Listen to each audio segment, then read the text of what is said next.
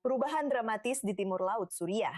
Pasukan yang dipimpin oleh Kurdi yang mengalahkan ISIS, memerintah wilayah otonom yang luas, dan kemudian melawan otoritas baru di Damaskus, kini bergabung dengan mereka. Kesepakatan ini terjadi setelah SDF didorong keluar dari sebagian besar wilayahnya, dan setelah muncul tuduhan pelanggaran serius terhadap warga sipil Kurdi selama pertempuran. Selengkapnya bersama Alex Loss. Salah satu kekuatan bersenjata independen paling kuat di Suriah kini secara resmi sudah tidak ada lagi. Setelah lebih dari 1 dekade menguasai sebagian besar wilayah timur laut negara itu, pasukan Demokratik Suriah yang dipimpin Kurdi atau SDF telah dibubarkan dan bergabung ke dalam pemerintahan pusat Suriah. Komandan SDF Mazlum Abdi membuat pengumuman tersebut bersama Presiden Ahmed al-Shara di Damaskus. Setelah kesepakatan dengan Presiden Shara dan selesainya proses integrasi pasukan kami ke dalam brigad-brigad tentara Suriah, hari ini kami mengumumkan berakhirnya misi pasukan Demokratik Suriah. Dan kami secara bertanggung jawab menyatakan pembubaran mereka sebagai kekuatan militer independen. Ini adalah akhir dramatis bagi sebuah kekuatan yang pernah menguasai sekitar 1/4 wilayah Suriah dan menjadi mitra lokal terpenting Washington dalam perang melawan ISIS. SDF membantu mengusir ISIS dari Kobani, Raqqa, dan akhirnya sebagian besar sisa wilayah ISIS di Suriah. Sekarang para pejuangnya sedang diserap ke dalam struktur negara Suriah. Itu termasuk YPJ, pasukan perempuan Kurdi, yang telah setuju untuk bergabung dengan Kementerian Dalam Negeri sebagai pasukan kontra terorisme. Di antara komandan terkenalnya adalah Rojda Felat, salah satu tokoh militer paling menonjol yang muncul dari Rojava. Dia bertempur selama pengepungan Kobani dan kemudian menjadi salah satu komandan dalam kampanye yang merebut Raqqa dari ISIS. Transisi ini membawa beberapa komandan yang dulu membangun struktur militer otonom Kurdi ke dalam institusi negara Suriah. Abdi mengatakan babak pertempuran sekarang sudah berakhir. Sejak pembentukan pasukan Demokratik Suriah, para pejuangnya memikul tanggung jawab besar selama salah satu periode tersulit dalam sejarah Suriah. Mereka membebaskan banyak kota dan kota kecil di Suriah, pertama dari kekuasaan Ba'ath, lalu dari teror ISIS. Hari ini, keadaan telah berubah dan negara ini telah memasuki fase baru, yaitu fase perdamaian dan partisipasi dalam membangun Suriah yang baru.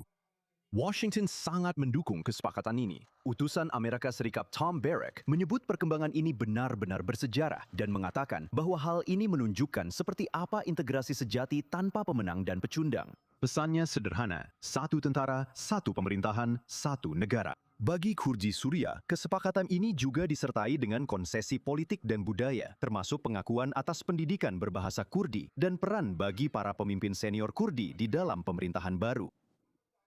Hak untuk mendapatkan pendidikan dalam bahasa Kurdi adalah salah satu hak terpenting yang telah diperjuangkan oleh rakyat Kurdi kami selama puluhan tahun. Presiden telah beberapa kali menegaskan perlindungan atas hak ini, dan Yang Mulia menunjukkan sikap terbuka terkait hak untuk mendapatkan pendidikan dalam bahasa ibu masing-masing. Agar mereka menghapus hak atas pendidikan dalam bahasa ibu. Setelah bertahun-tahun di mana timur laut Suriah berfungsi hampir seperti negara di dalam negara, Damaskus sekarang semakin dekat untuk membawa negara ini kembali di bawah satu otoritas politik dan militer.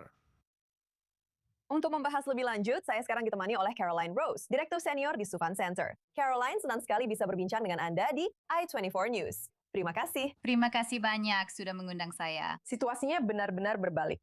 Jadi, bagaimana kita bisa sampai di titik ini? Jaminan apa yang sebenarnya telah diterima oleh Kurdi sebelum menyerahkan, bisa dibilang, alat tawar terbesar mereka? Tentu saja, saya rasa ini bukanlah proses yang terjadi dalam semalam. Kita telah melihat, segera setelah jatuhnya Assad di Suriah, hanya beberapa bulan kemudian, di awal musim semi, pemerintahan pusat yang baru dan para pemimpin Kurdi, sebagai bagian dari SDF, serta wilayah otonom di timur laut Suriah, pemerintah mereka bertemu untuk benar-benar memulai proses negosiasi yang memakan waktu sangat lama. Kami melihat negosiasi terputus secara berkala sepanjang tahun 2025 dan bahkan hingga 2026, di mana pada awal tahun, di bulan Januari, kami melihat bentrokan langsung antara SDF dan pemerintah Suriah yang baru. Itu benar-benar merupakan skenario mimpi buruk bagi Suriah pasca perang.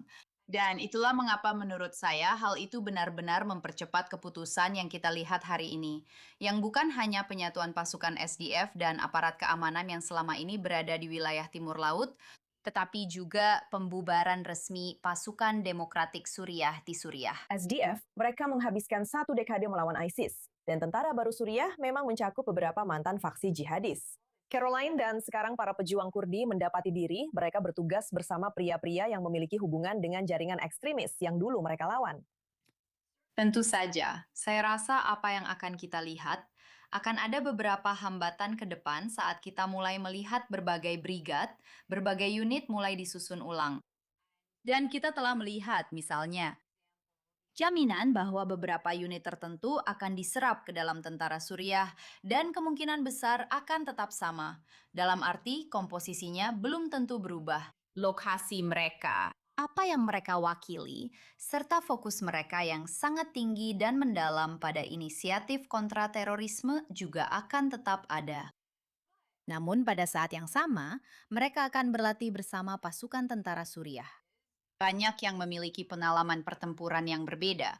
Beberapa berasal dari provinsi Idlib di barat laut Suriah, yang mungkin pernah menjadi bagian dari Hayat Tahrir al-Syam sebelumnya. Saya juga berpikir, meskipun begitu, bahwa ada beberapa pengalaman yang sama dan beberapa pelajaran yang sama, yang menurut saya akan sangat penting untuk dipertukarkan oleh unit-unit yang berbeda ini saat mereka mencoba meningkatkan kapasitas mereka. Dan itulah sebenarnya pengalaman mereka dalam operasi kontraterorisme melawan negara Islam dan jaringan teroris lainnya di seluruh Suriah. Saya pikir itu akan sangat penting dan mungkin menjadi pengalaman bersama yang akan memperkuat kapasitas dalam jangka panjang. Tapi siapa sekarang yang mengendalikan penjara ISIS di Kam-Kam itu?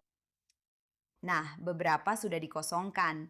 Misalnya, kami melihat pengosongan total di salah satu lokasi seperti Al-Hol. Kami juga telah melihat pengosongan sebagian dan upaya pemulangan di Camp Al-Roj. Ada satu kamp yang menerima kedatangan banyak penghuni baru di Al-Aktarin. Dan kemudian ada beberapa penjara yang masih menahan orang-orang yang diduga afiliasi ISIS dan para pejuang ISIS. Beberapa pejuang paling berbahaya sebenarnya telah dipindahkan ke Irak, negara tetangga, di mana mereka ditahan dalam tahanan federal dan di beberapa sistem penjara, khususnya di Baghdad. Jadi saya pikir yang akan kita lihat juga adalah pemindahan tanggung jawab kepada pemerintah federal Suriah dari pasukan SDF dan Asayish. Tentu saja hal ini akan disertai beberapa tanggung jawab dan akan sangat penting untuk memastikan adanya transfer pengelolaan yang lancar. Seperti yang kita lihat beberapa bulan sebelumnya, ada beberapa upaya pelarian serta pelarian yang dilakukan oleh perempuan, anak-anak, dan bahkan upaya pelarian yang dilakukan oleh para pejuang di dalam sistem penahanan ini. Apa artinya ini bagi Turki? Ankara memandang kepemimpinan Kurdi SDF sebagai perpanjangan dari PKK. Jadi, apakah kepemimpinan Turki puas dengan integrasi ini? Saya rasa mereka akan puas. Saya pikir hal ini selalu menjadi hambatan, atau setidaknya dianggap sebagai hambatan bagi Turki. Dan kita telah melihat berulang kali serangan Turki ke Suriah Utara sebagai upaya untuk melawan unit-unit SDF dan apa yang mereka anggap sebagai perpanjangan dari PKK. Saya rasa pada akhirnya kita masih melihat ekspansi Turki, pengaruh Turki di sektor pertahanan dan sektor keamanan baru Suriah. Tapi saya tidak berharap bahwa Turki akan mengambil sikap agresif terkait integrasi unit-unit SDF ke dalam pemerintahan federal. Apakah integrasi Kurdi ini nantinya bisa menjadi model ke depan bagi minoritas lain seperti Druze dan Alawid ke dalam negara Suriah? Atau apakah kondisi mereka terlalu berbeda, mengingat apa yang terjadi di Damaskus? Menurut saya, dalam banyak hal, model integrasi dan proses yang dijalankan oleh pemerintahan baru ini sangat penting. Di Suriah, kita sudah melihat integrasi banyak Alawid, minoritas agama lainnya, serta komunitas etnonasionalis dan etnolinguistik. Kita telah melihat pembubaran jaringan milisi kecil serta pembubaran organisasi teroris yang ditetapkan sebagai hasil dari konsolidasi ini. Jadi menurut saya, dalam banyak hal sebenarnya Anda tahu, model SDF ini dalam beberapa kasus dibangun di atas keberhasilan sebelumnya dalam integrasi tersebut. Tapi saya memang berpikir bahwa ini akan menjadi contoh dan model untuk wilayah sengketa berikutnya yang akan menjadi perhatian pemerintah Suriah yang baru. Dan itu ada di Suriah Selatan. Itu adalah Sweda dengan milisi Druze yang belum sepenuhnya diserap ke dalam administrasi baru dan masih tetap ada, mendorong terbentuknya entitas semi-otonom di Suriah Selatan.